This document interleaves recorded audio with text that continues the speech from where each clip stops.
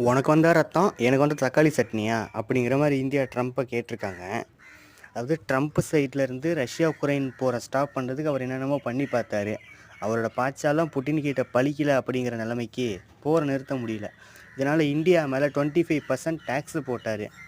அந்த டேக்ஸையும் மீறி ரஷ்யா கூட வர்த்தகத்தை ஸ்டாப் பண்ணிக்கங்க அப்படிங்கிற மாதிரி கேட்டிருந்தாரு.